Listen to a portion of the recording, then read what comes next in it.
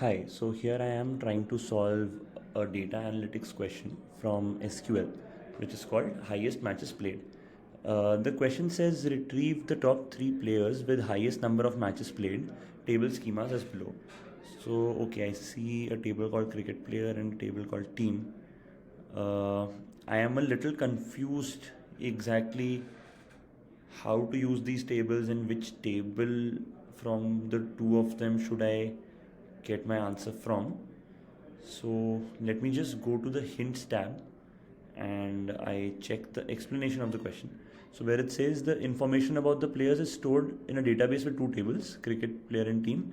The cricket player table contains the details about each player, which includes number of matches played and everything. The team table contains information about each team. Output should display all the information from cricket player table for the top three players. So I know that the output will come from the cricket player table, and I can ignore the team table. So that's super helpful. So I quickly write my command, select star from cricket player, and I have to write the top three players. So I would order top three. So I would order them by uh, top three with the highest number of matches. So order by matches played in a descending order.